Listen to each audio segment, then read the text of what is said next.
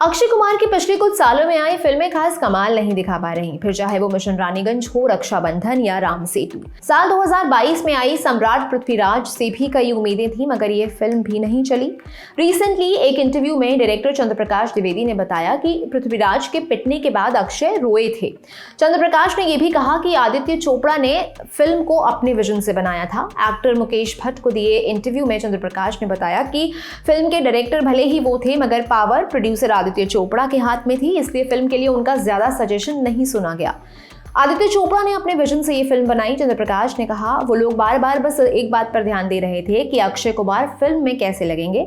Objections लगे कि अक्षय कुमार से इतनी छोटी लड़की उनके ऑपोजिट कैसे हो सकती है। उस वक्त अक्षय 55 साल के थे और 26 साल के राजा का रोल निभा रहे थे। फिर उसके बाद अक्षय की मूंछों को लेकर भी सवाल उठे। कहा गया कि फिल्म के लिए वो असली की मूंछें क्यों नहीं रख रहे थे। ये भी कहा गया कि अक्षय का बॉडी पोस्चर सम्राट पृथ्वीराज जैसा नहीं लग रहा। आज ईमानदारी से मैं कहता हूं कि ये सारी चीजें सही थी, लोग सही ऑब्जेक्शन जता रहे थे। चंद्रप्रकाश ने कहा कि उन्हें बिल्कुल शर्म नहीं है इस बात को मानने में कि फिल्म की पूरी टीम ने अपनी जिम्मेदारी और दर्शकों के प्रति जिम्मेदारी नहीं निभाई। वो कहते हैं, इस फिल्म में अलग अलग लोगों को अलग अलग रोल दिया गया था, सभी की अलग जिम्मेदारियां थी। मैं कमजोर पड़ चुका था। अगर लोगों ने अपनी जिम्मेदारियां निभाई होती तो फिल्म रिलीज के बाद इतने सवाल नहीं उठते। प्रोड्यूसर आदित्य चोपड़ा पर भी चंद्रप्रकाश ने बात की। कहा, आदित्य चोपड़ा जैसे प्रोड्यूसर्स किस्मत वालों को मिलते हैं। वो बहुत सॉर्टेड हैं चीज़ों को लेकर, उनका अपना विजन है और पृथ्वीराज के लिए भी उनका अलग विजन था। वो फिल्म के सिर्फ फाइनेंसर ही नहीं थे, बल्कि क्रिएटिव पर्सन भी थे।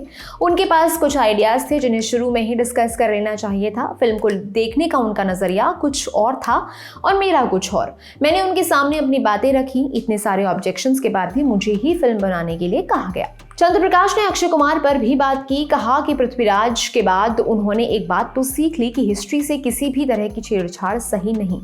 वो बोले, फिल्म रिलीज के बाद मैंने अक्षय से कहा कि लोग उनको आइकॉन मानते हैं। जब उन्हें फिल्म को मिल रहे नेगेटिव रिव्यूज के बारे में बताया तो उनकी आंखों में आंसू थे।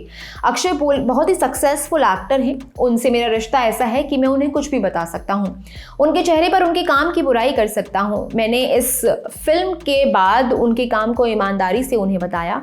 ईमेल में भी फिल्म के बुरे पार्ट्स को उन्हें बताया, मगर इसके बाद हमारे रिश्ते में कोई बदलाव नहीं आया। सम्राट पृथ्वीराज के बाद भी अक्षय कुमार और चंद्रप्रकाश द्विवेदी ने 2 फिल्मों में साथ काम किया। एक थी राम सेतु, जिसने कुछ खास कमाल नहीं किया। दूसरी थी पंकज त्रिपाठी के साथ ओ माय गॉड 2, जिसने अच्छा परफॉर्म किया।